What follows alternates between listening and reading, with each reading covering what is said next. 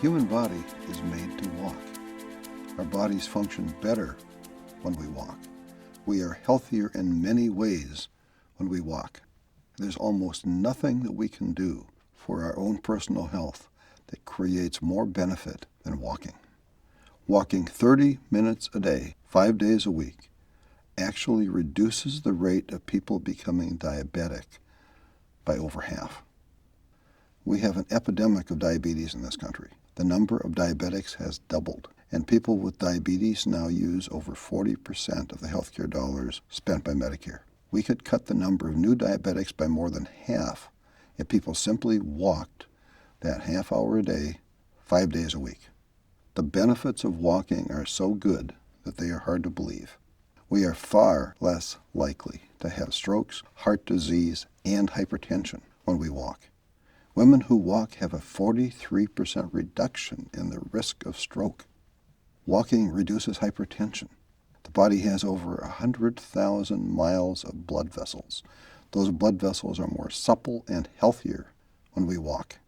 Walking is clearly what our body is designed to do. We resist disease more effectively when we walk.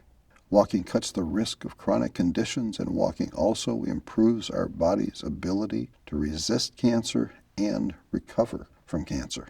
Women who walk have a 20% lower likelihood of getting breast cancer and a 31% lower risk of getting colon cancer.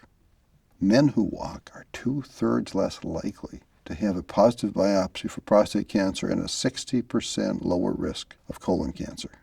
Men who do have prostate cancer who walk have a 46% lower mortality rate than men with prostate cancer who don't walk. Women with breast cancer who walk have a 50% reduction in the recurrence rate. Walking in adolescence cuts the risk of breast cancer in postmenopausal women by more than 60%. Our body needs to walk. We have better internal chemistry when we walk. We are significantly less likely to catch a cold when we walk. And people who walk that 30 minutes a day, 5 days a week, have a 46% shorter symptom time for their colds.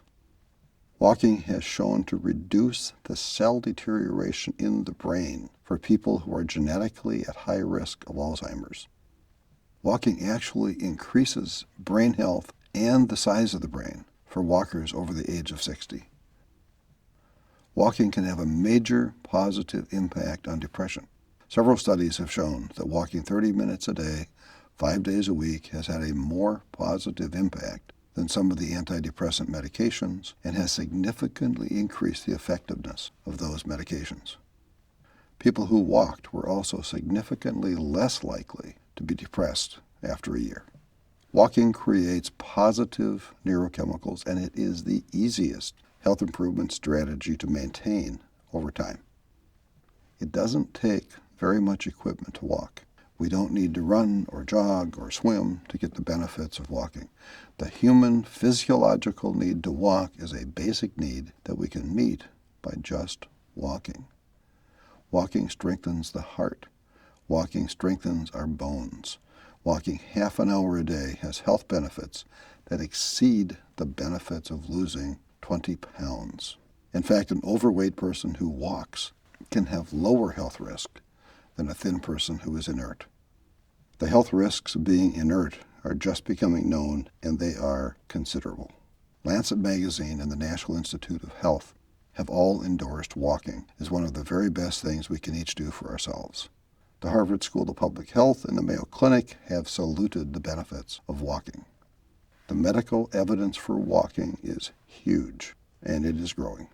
The very best news might be that we don't have to walk that 30 minutes every day in one straight period of time. We can break it up and still get full benefits. We can walk 15 minutes twice a day and get the same health benefits. 2 20-minute walks would be optimal for some people. So planning our day around finding those 2 15-minute walk times is a lot easier than having to find time to walk the full 30 minutes in one uninterrupted time slot. We all need to walk. We owe it to ourselves to walk. We can be healthier and stronger and happier as people when we can walk. There are no magical cures or silver bullets. There is no guarantee that doing any particular thing will work for any given person. But when you look at all of the data about Alzheimer's and stroke and diabetes and depression, and when you look at the reduction in all of those bad things, it's pretty hard for anyone who cares about their own health not to look very hard at how walking can become a major part of what we do. Our bodies really are made to walk, and our bodies need to walk. We are not the strongest creatures on this planet. We aren't the biggest or the fastest, and we aren't the best swimmers. We can't jump very high, and we can't fly at all. But no other living creature walks as well as we do. Walking is our gift. Walking is our strength. Walking makes us strong. So hey, let's walk. Be well.